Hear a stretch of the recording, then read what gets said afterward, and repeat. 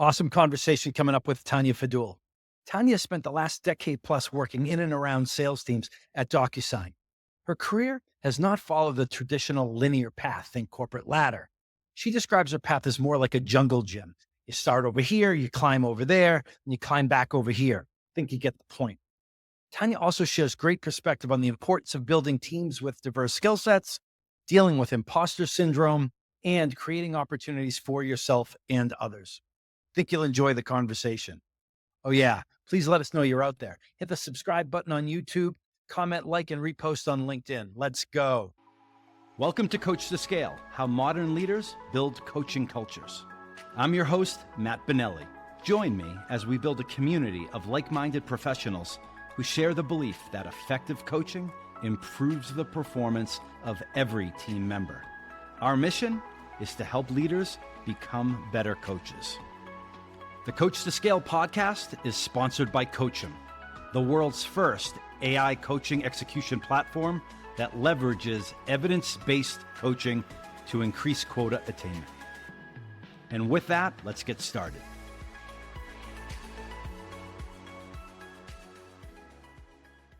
Excited to sit down with today's guest. She has sold in different industries. She's built and led teams across multiple lines of business. She's worked at some of our country's most successful companies, to include Nordstrom, CBS, Amazon. Currently, she's VP of Customer Innovation at DocuSign, where she's been for a little over 10 years now. And Tanya, I think I met you about 6, 7, 8 years ago. Seems like yesterday. But Tanya Fadool, welcome to Coach2Scale. Thank you so much for having me. Yes, it does feel like it was just yesterday, doesn't it? It really does. It really does. I remember the meeting out in the DocuSign with Lauren Alahadaf and Jeff Perry and you. And I want to say that was about 2016, 2015. So I have a lot more gray hair. So hopefully it's wisdom. All right. So it's debatable. Tanya, let's dig in. The question I typically ask first is what I'll call the myth buster question. So working with different types of teams across, different sectors, different lines of business at different companies, you hear a lot of different myths. So I'm going to focus it on kind of what you're doing now when it comes, in terms of innovation and sales. We'll combine them. What is a myth in the arena of innovation and sales that you believe is misguided or maybe even complete BS? I think a myth, if I was going to pick one, because there are a few, but around innovation is really that the idea that innovation is either centralized in R&D or that in order to be innovative in sales, it's all about finding like that next big product or service to sell. And honestly, I think that's just really misguided. True innovation in sales or otherwise often has less to do with the product itself and more to do with like how value is delivered to customers. And so for sales, it could be the process, it could be your approach.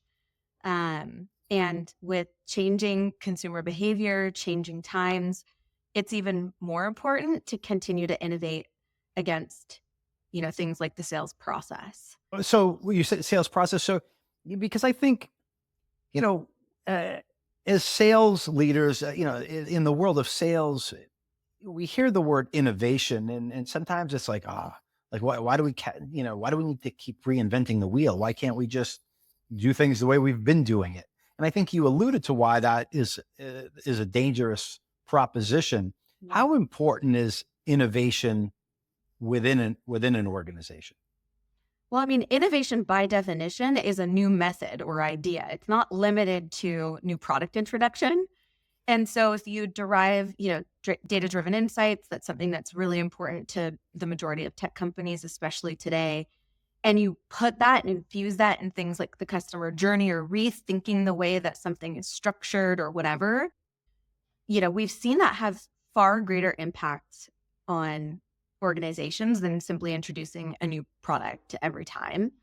So I think, innovation is critical for organizations. It drives growth, competitiveness, adaptability, and salespeople play a pivotal role in that because, they're the ones on the front lines with customers, interacting with them daily. So if salespeople are actively listening to customer feedback, understanding their pain points, distilling that, making sure to properly articulate how, we might not be recognizing some needs, I believe that salespeople can identify opportunities for new product, services, process improvements, et cetera, better than anyone. And what I've found in my career is that kind of magic place is when a business mindset, so somebody representing the customer domain, meets a technical mindset, which is, someone who's representing the solution domain. So if you can really lean into that and work with different people's strengths within an organization, you move from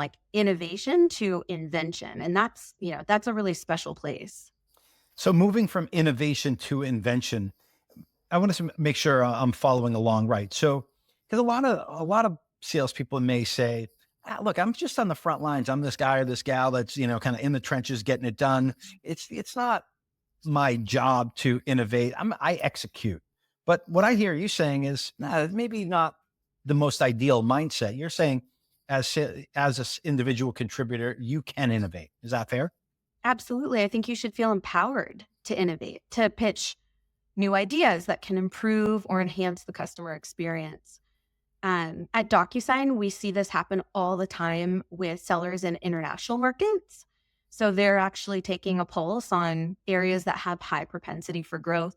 They're positioning, ways to improve the process or bring new solutions to market. They're approaching, new sales strategies or market tactics, customer engagement in civil law versus common law countries, leveraging new tools and technologies to find different ways to improve efficiency or effectiveness in their work, particularly in those markets where you're talking about, so many different regulatory changes and different languages. And, I think Salesforce does a really great job with this. If anyone who's listening wants to do some research on their Salesforce at Salesforce initiative, but as adults, we just have such a tendency to need something to be tangible and repeatable in order to truly learn it. And so why not try these things, embrace it, and then collaborate to innovate? And keeps you from being incredibly monotonous as well, let alone being on the cutting edge. Yeah, well, that's for sure.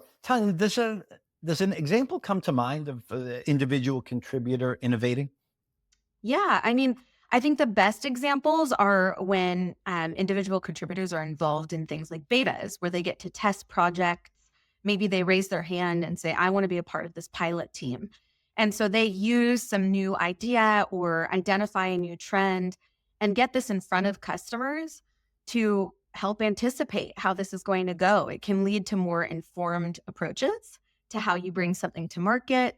And, data kind of helps drive the rest. But in essence, I mean, really, innovation is not the responsibility of leadership. It is absolutely a mindset that every individual in an organization can adapt, particularly with salespeople, since they have direct connection to the market and customers. So they're in a really unique position. So I've heard this phrase so often that I really feel like I need to bring this up, but I hear things like, "Oh, I didn't know I could do that." Uh-huh. Right. So, I might work for you and I might say, "Oh, this idea." And you might say, "Well, why haven't you talked about that before? Why don't you do a beta with that?" And I would say something like, "Oh, I didn't know I could do that." Right. I've heard that for years and it drives me crazy because as a leader, I take responsibility for that. If someone doesn't know they could do something, I can't blame them. I have to blame myself. What was the situation that didn't make you feel empowered to do something?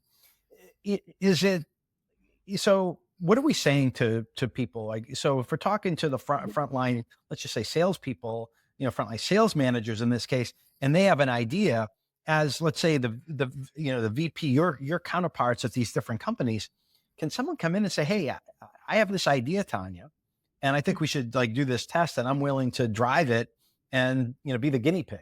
Is that something that you would be open to hearing, and you think others like you would be open to hearing? Absolutely. I mean, if there's one thing that we should do as leaders, it should be that. And I think that we have a responsibility to identify and nurture people's skill sets, their interests. And, in so many cases, it might be that an employee doesn't know that they like had the opportunity to do something. And it could also be that they don't even know themselves that they have a skill set that they possess. And we should be, recognizing these untapped potentials or opportunities to help both the individual as well as the business grow. I mean, it's bi-directionally valuable. It benefits an individual, enhancing kind of their career development, but it also strengthens the team. Again, it drives innovation from within an organization if you bring people with different perspectives and different experience to the table. I have plenty of examples of that, but I'll digress. Does that answer your question? Yeah. And again, well, you segued to two different places. Let's go one at a time. The first one is the leader's responsibility to identify skill sets that may be strong in somebody, but that person doesn't know they had. Like, so, coaching is getting people to accomplish things that they didn't think were even possible. But, taking it a step further, leaders see us, they see their people and they're like, wow, this person's really good at something. Yep. But that person might not know that they're good at it. They might not have confidence. And so like I'm sure you've seen this happen. Like what's an example maybe of where that's been done, where you've seen it in your career, where a leader's identified something in somebody that they didn't really see and they got, to pull that out of them? Yeah. I mean, I definitely have, I have a few.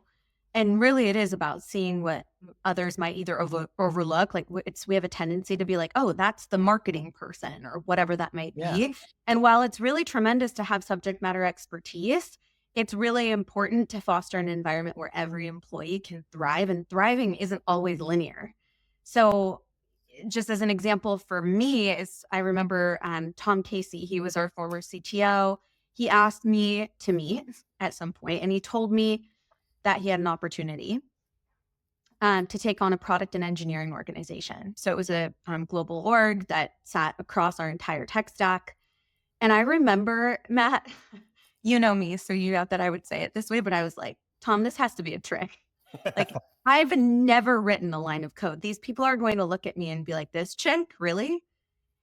And he said that this team is full of some of the most talented people in the company, like I would argue the world.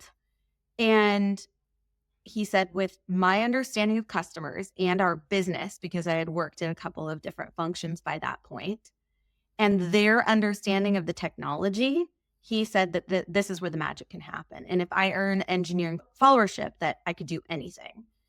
And I remember saying, can I veto? And he said, I don't think you should. And I trusted him and took the opportunity. And it wasn't a few months later that one of my directors of engineering said, I love working with you and I love what you've done with the team. And I said, why? Like, I need to know exactly why. Like, what am I doing right that I need to keep doing? And he said, you're not pretending to know how to do our jobs, but you're supporting us and getting us excellent jobs to do. And so I feel like I paid it forward with, the wherewithal that Tom brought to me, which like turned out to be arguably the most fulfilling role in my career. I mean, we could do a full podcast on that, but that's a perfect example of like very outside of the box, but an incredibly beneficial, valuable change that led to really, really meaningful, high revenue outcomes and a very, fulfilled team. So, and fair to say, well, you said it yourself, which is when Tom brought you that idea, that opportunity, you're like, me, like, that's not me. And I know, we've talked about like imposter syndrome in the past and Yes. like, well, okay, I'm in this role and like, so am I going to get found out? Am I going to fail? Like, are people going to see me? Like, cause I don't have the confidence. Then you realize that people have confidence in you that you don't have in yourself. So I don't know, maybe we could elaborate on that a little bit, Tanya. Like what is imposter syndrome? How does it get in the head of people like you and me? And how can a leader help someone get through it? Yeah. Imposter syndrome is something that's like, at the forefront of my mind a lot of the time for both myself and members of my team that I'm asking to take on broader, wider initiatives. And for those of you who don't know, it's kind of that persistent feeling of self-doubt or inadequacy. And like that could even be the case when you're really successful or you've had a number of accomplishments. For me, I'd been with the company for several years and I've done a number of things, but I still kind of imagine myself as my like 20-year sales experience. Like how can I apply those accomplishments to something so net new? And so like when I've experienced it, I've believed that I'm not as competent or that people might perceive me in that way. And I'm going to be like exposed for being some sort of a fraud. And I think that good leaders and managers play a really critical role in helping people overcome it. For me, that was Tom in that case. I had a number of other leaders, John Shea, our SVP of product marketing at the time as well. Same with Steve. And what they did was really create a supportive environment. They provide consistent feedback. They promoted a growth mindset. So they would explicitly tell me that I could do X, Y, or Z, maybe even like ideate with me. A lot of that was really informal. It was just like 30-minute combos or really quick touch points.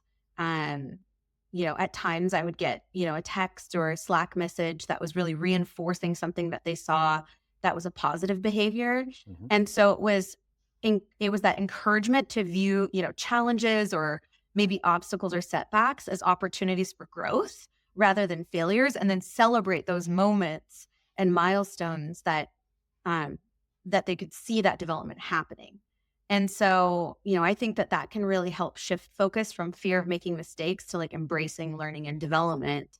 And, again, that just helps with confidence. It helps with productivity. And overall, if you as a leader can figure out how to do that, particularly at global scale with teams that aren't just direct reports of yours, but, really span the network, then you lead to a way more engaged workforce overall, which again, benefits the business.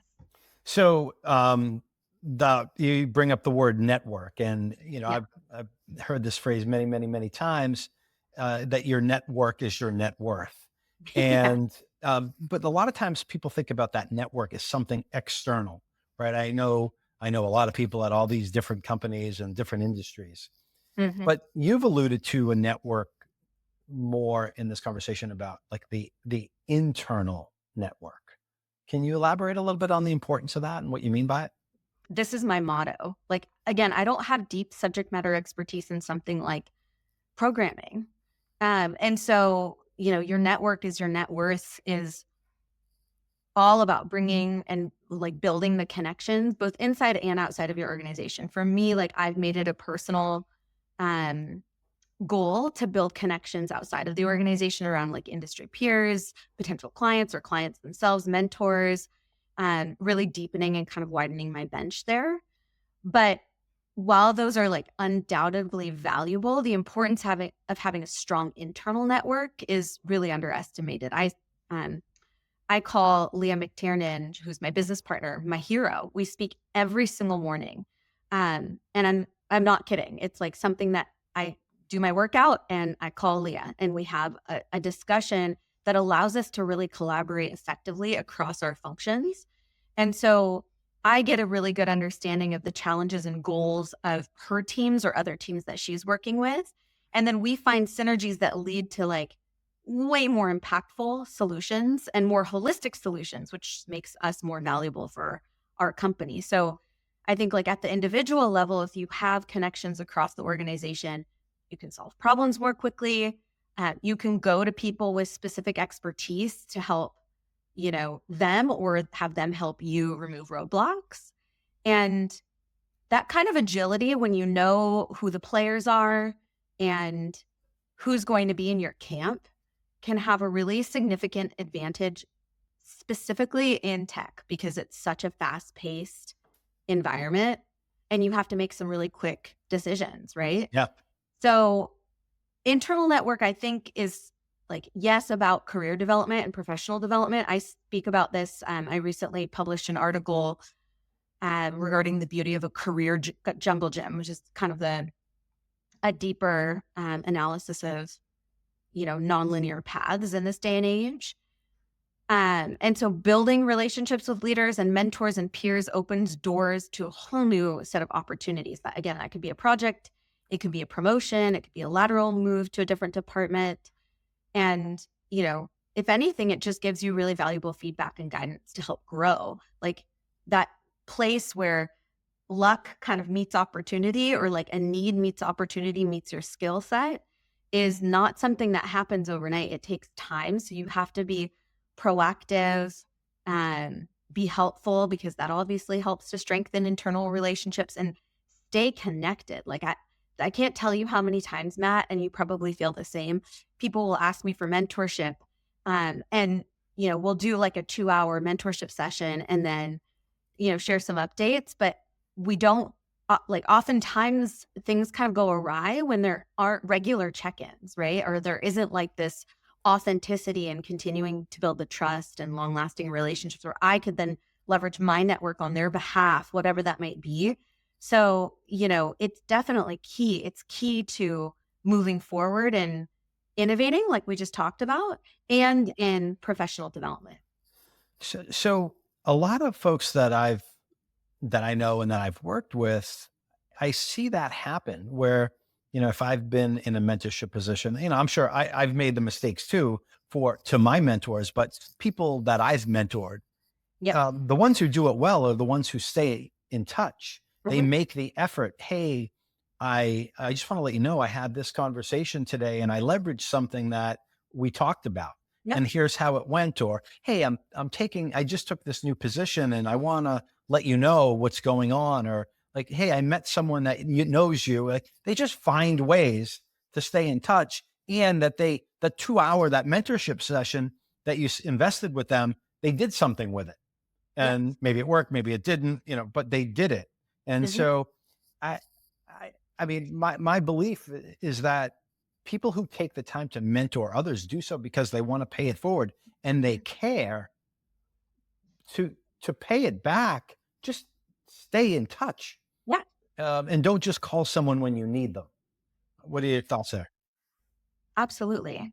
It's so important. I always recommend that, you know, for leaders, that you invite even your mentees into regular team meetings, things that can really help with transparency so that they can see your leadership in action. And then that is an opportunity to collaborate in, colleagues from different departments settings. But, really it's on the mentee, right? To have that regular contact and to make things recurring. It also just, it helps to expand your ability to make your expertise known Yeah. and provide assistance to others, because networking is really a two-way street. Like you want to be known as someone who's willing to help, as well. And that strengthens your internal connections just the same. So if you're kind of doing that frequent follow-up, it creates that flywheel of benefit over time.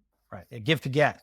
Um, but networking can come across, right. Yeah, it's one of the methodologies calls it the climber, right? That person, he or she's trying to, climb the proverbial corporate ladder, and Sure. they're doing this networking for selfish reasons.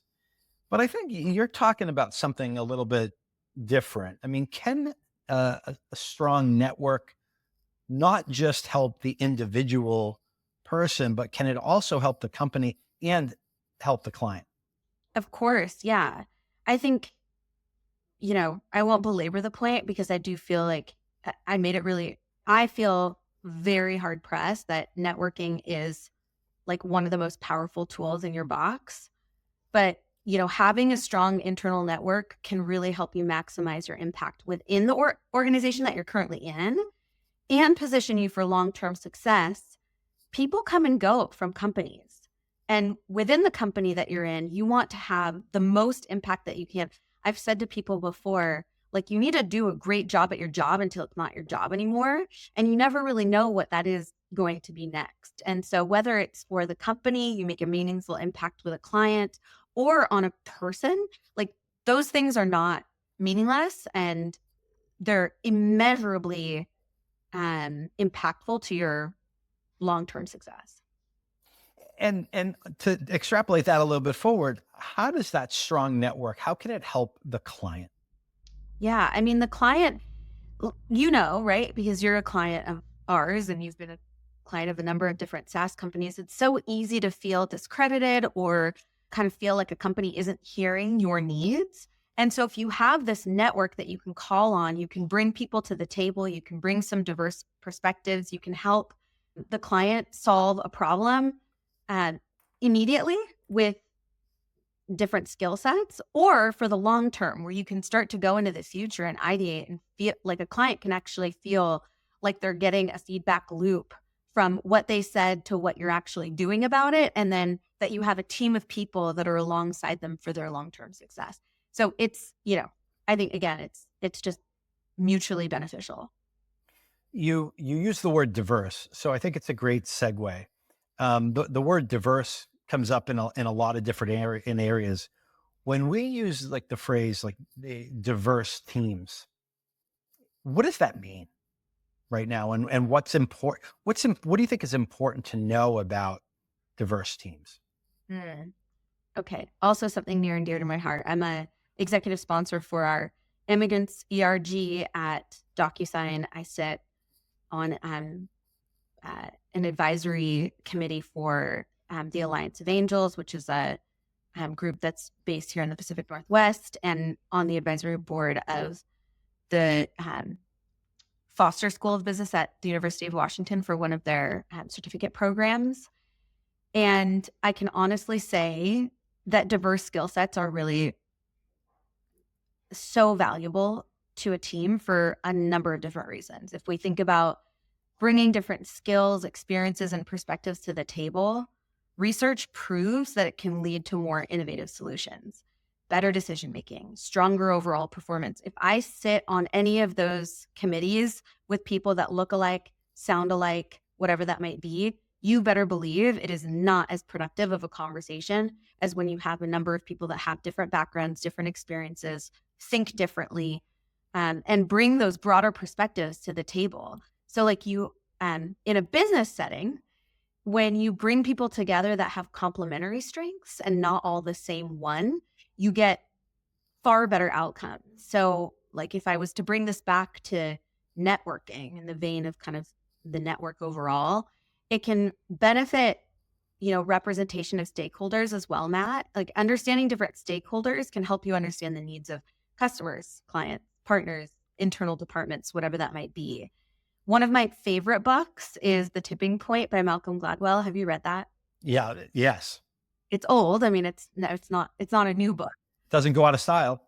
It doesn't go. It's an oldie but a goodie. And one of the takeaways that he discusses is the idea that change, or what he called tipping points, are often driven by a small but critical group of individuals that possess different, unique talents. And he categorizes these people as the connectors and the mavens and the salesmen, which connectors are basically people who have the network, right? They bring people together and link different social groups for change. Mavens are kind of the knowledge experts who love to gather information. So they're kind of the trusted sources of facts, and they can influence because they have the insights. And then salesmen are the ones that are persuasive. So they excel at kind of convincing people of new ideas to adopt and spread messages to drive change. So all of them are change makers, but they have totally different attributes. And, one of the examples that he gives is Nike's success. And he highlights the roles of these types of people in spreading the brand's influence. And we all know Nike, like this was all in the just do it era. And so his point is that successful change is not just about the idea, it's about bringing unique skills and influence with involvement of these key kind of individuals to bring a product or trend to that tipping point. Like that's the only way that things spread widely or cause a significant change. So like these people help Nike obviously reach that tipping point where now they're a dominant force in this industry, but that's the case for every single decision that you're driving or every single, group that you might be having a seat in. And yeah, I think this is one of the most important things that that we do as leaders in any business, especially in today's day and age. So the leaders that like the people that you interact with and that you emulate, that you collaborate with, that do this well, what do they do? Because this doesn't just happen, right? To get to the tipping point, right? At any tipping point, momentum needs to be built by a small number of people, like over time, and it needs to, like my word, it needs to be intentional or purposeful. It doesn't just happen. So, what are the best out there doing in order to be purposeful and intentional to build these diverse teams so that they can make an impact and make a difference?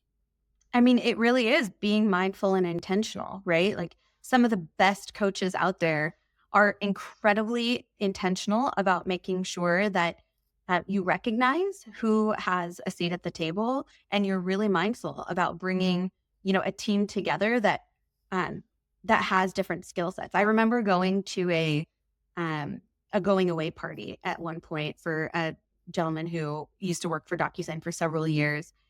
He was such a thought leader, and he was retiring. So we went to a going away party, and one of the gentlemen stood up and he said, "Raise your hand if you've ever invited Ryan to a room that he had no business being in, but you know that he would add value."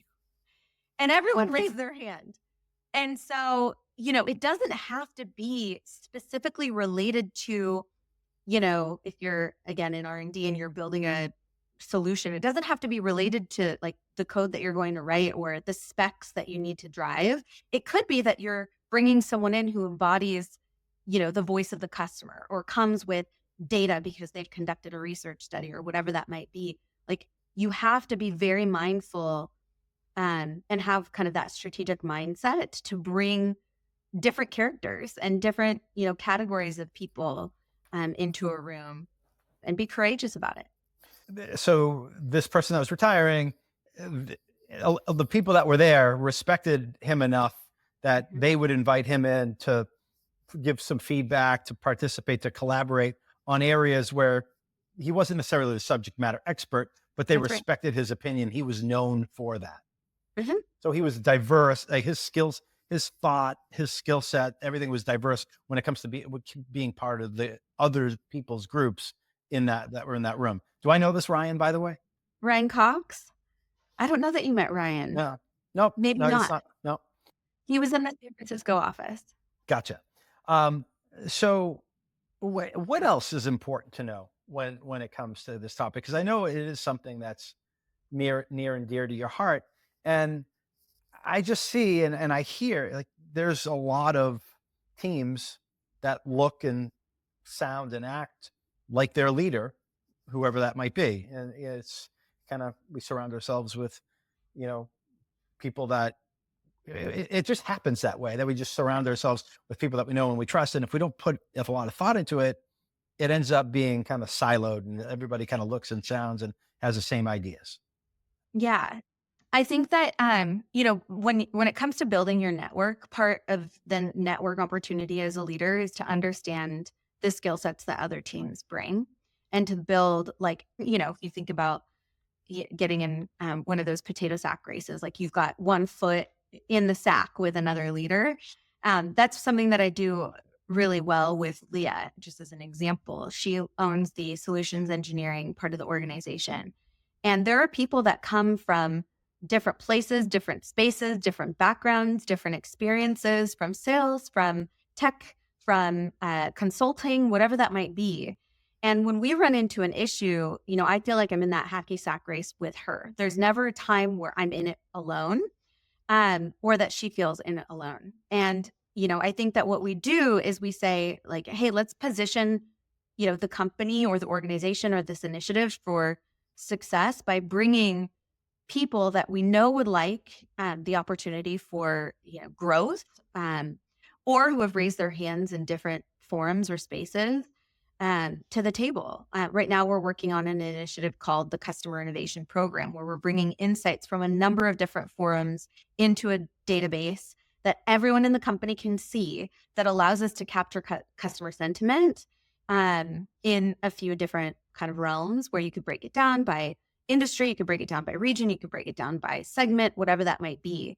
And it's taking people from a number of different functions and bringing them together to come up with this solution. And we're early days. Like, I expect that this is going to continue to evolve over time, but we needed to empower them to come to this table together and make sure that they knew that this was something that had an executive sponsorship backing, and that they didn't have to necessarily advocate just for themselves, but like they had advocates in us. And so, and it gives, again, people who might not know their unique strengths. There's another book. This is not an advertisement. I'm not paid for all these books that I'm telling you about, but this one is called Know Your Worth. No, I'm sorry. Know your words. It's actually Show Your Worth. I said Know Your Worth, but it's Show Your Worth. Here, I'll show it to you. Show Your Worth by Shalmina. Your worth. All right. And she talks about different strategies for, particularly women, but she's also an immigrant. And she talks a lot about, having people that are used to just kind of putting your head down, working really hard, and quickly realizing that you need to advocate for yourself. You have to find your unique value and kind of design your future with that in mind.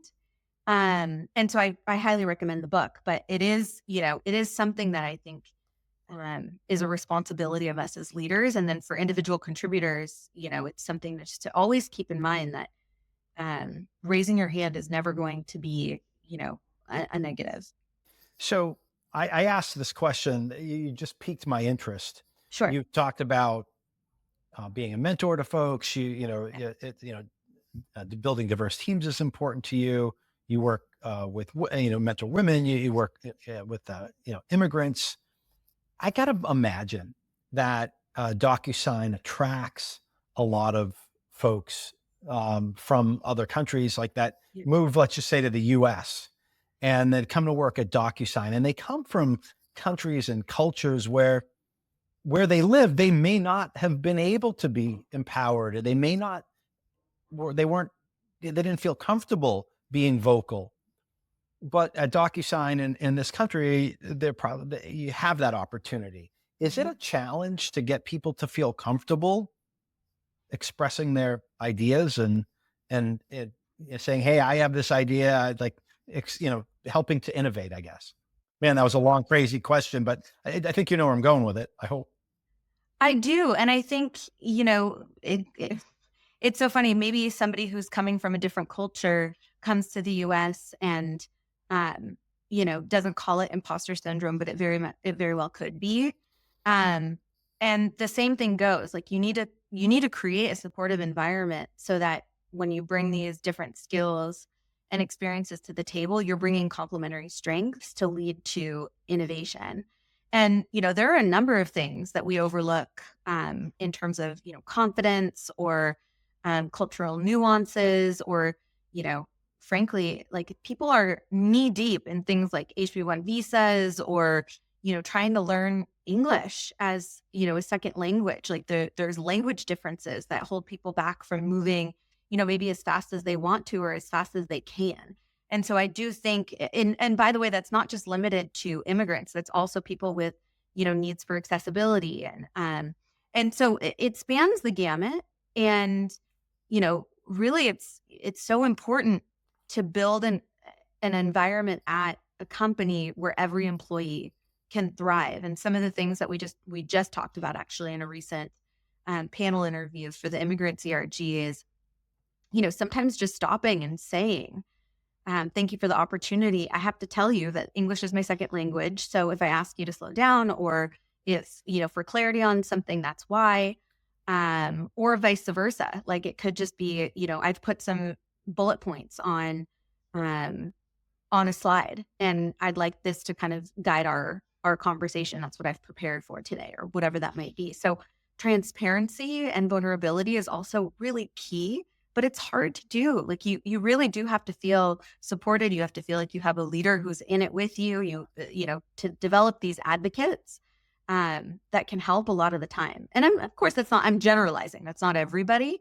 But once you really understand your unique kind of worth, your unique skill, and you hone in on that, that is the trick. Like, that's where you start kind of moving the ship into the direction that, you can add unique value. Yeah. And you need um, you need to know that that's okay. Like you said, you need to Yep. be empowered, and that's where the leadership comes in to say this is okay. And maybe the leader leads by doing that his or herself, and showing that level of vulnerability. You know, uh, what you just described. Hey, English isn't my first language. I put some bullet points together to make sure I'm expressing myself the way I want it to come across. Right. That's at its core. That's a, you may remember the phrase, Tanya, a pattern interrupt, Yes. right? And it that works. It's Yes. not manipulative. It's just like, hey, I'm being vulnerable. I'm not trying to be something Vulnerability. that I'm not. I'm Yep. just being totally transparent and candid here. Um, so you've been at DocuSign over 10 years. Recently, I know you celebrated your 10-year Yes. anniversary. What keeps you there?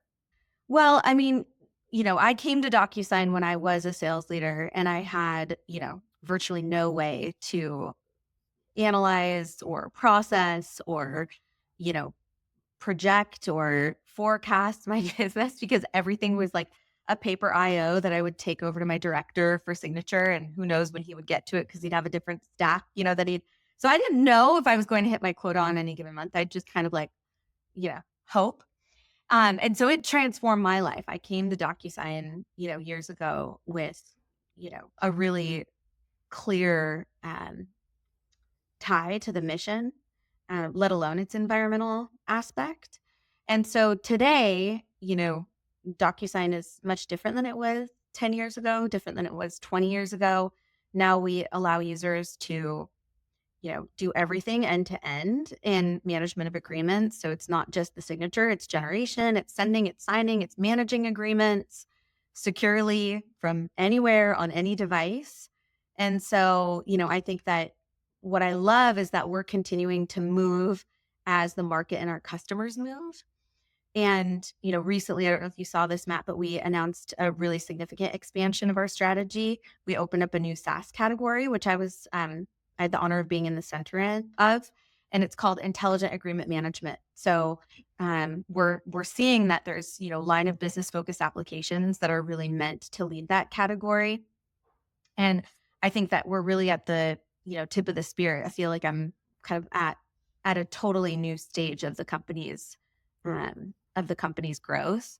And the team that I lead is in, it's kind of a culmination. It's like nirvana. It's stands in the middle of the product and the customer. And our mission is to build a vibrant and engaged community and shape solutions for the future on behalf of our customers. Like that's my favorite thing to do. I want to create irrational loyalty with our customers and to ensure that the insights that they give us and, the feedback that they have for us guides every aspect of our business decisions at scale. So I'm excited to keep developing in this new category and be, putting the customer at the center of everything we do. I feel like sometimes you could probably replace me in most meetings with like a robot and just put me on off camera. Just have it be like, well, what would the customer say? Or come with some customer insight. But it's really, it's so important that we focus on that and that that becomes the direction of how we enhance overall efficiency of customers as time goes on. I mean, with Yeah. AI especially, right? Like the introduction of AI in the workplace and how many nuances there are all around the world with this new technology. We're really just at the start. Well, I think I'm not alone in saying that we will take Tanya over a robot anytime. But you bring up AI, and you know, it's obviously front and center these days. Mhm. I think you have a unique perspective on this when it comes to, let's just look at it through the lens of a sales organization. How are the best sales organizations going to leverage AI? How are you seeing them do it right now?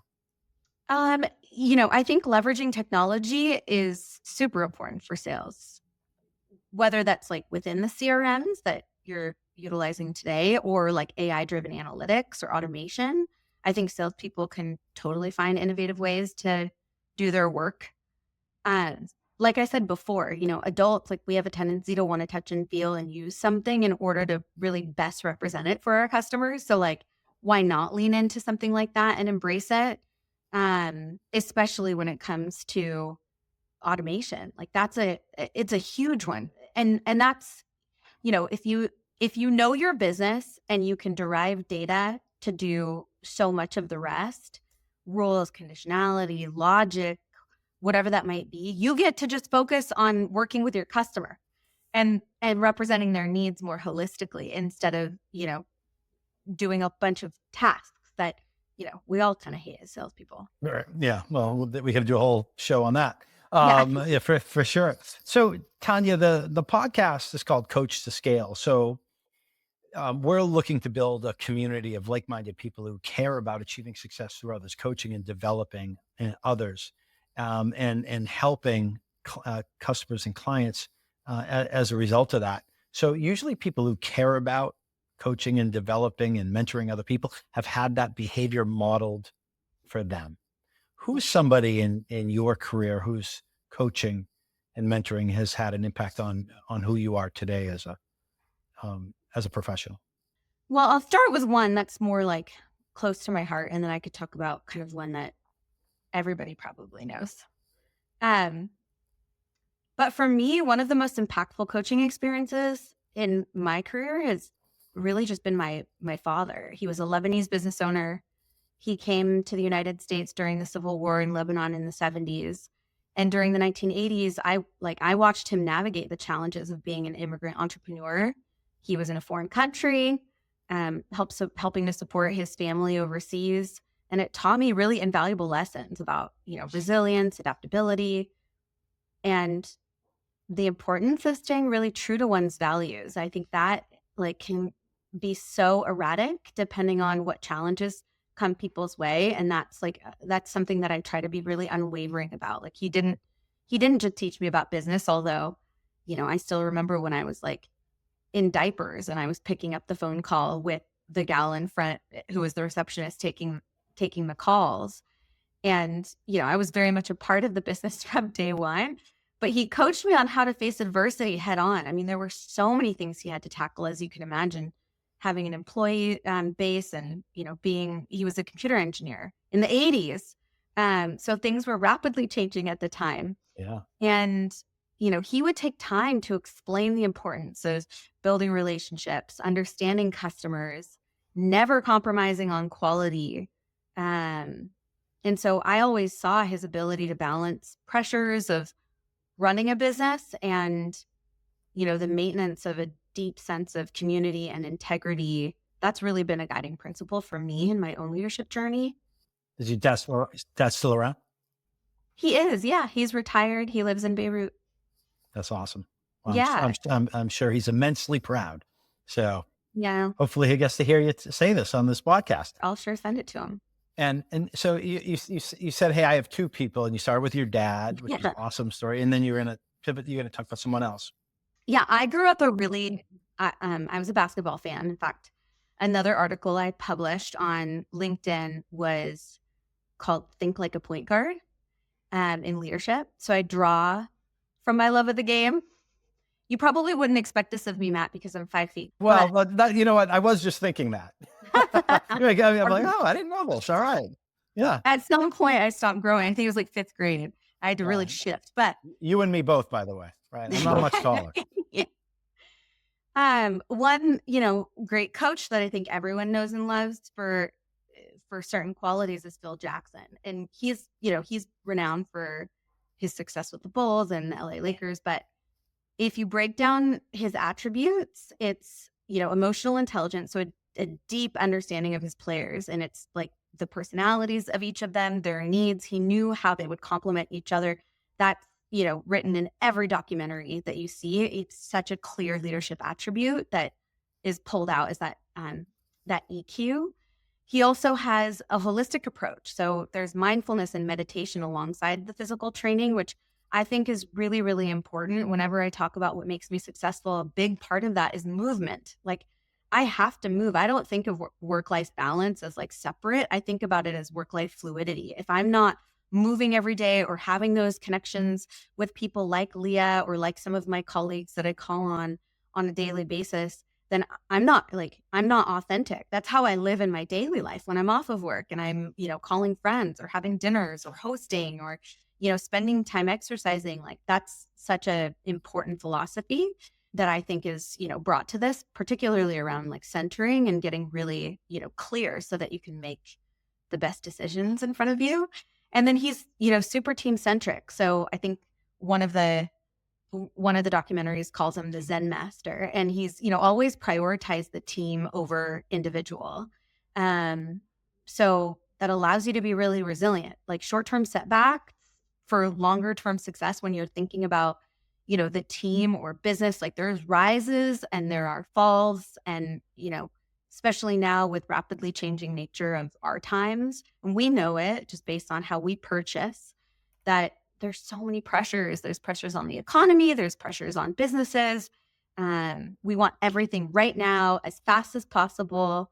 And so, I just try to apply these attributes as best as I can on a daily basis. So for those of you watching, just ask yourself, what would Phil do? And I think we can take back some of these attributes and apply them.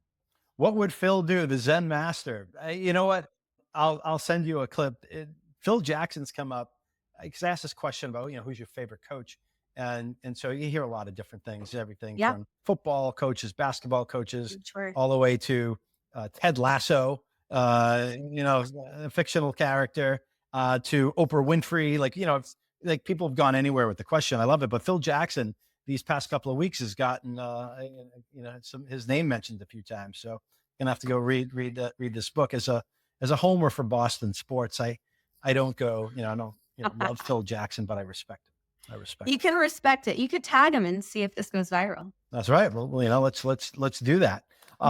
Tanya, I think we've covered a ton of ground. I mean, we've talked about, innovation myths when it comes to innovations. It doesn't have to be the product. We talked about how you can innovate as an individual contributor, the importance of that mentor-mentee relationship, and why there's responsibility on the mentee to keep that going.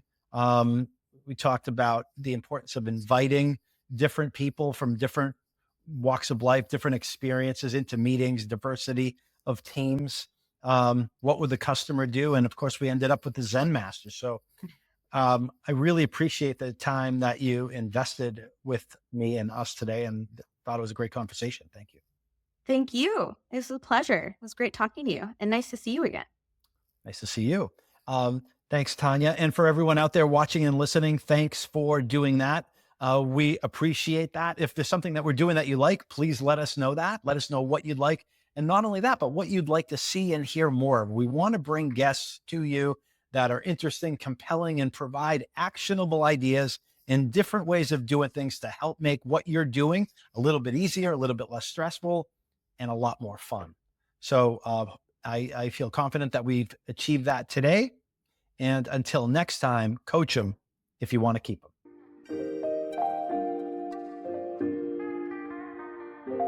We hope you've enjoyed this episode of Coach2Scale, How Modern Leaders Build Coaching Cultures. For show notes and other episodes, visit us at coachem.io. That's COACHEM.io. And follow us on Twitter at CoachemNow. See you all next week. Thanks for joining. And remember, coach them if you want to keep them.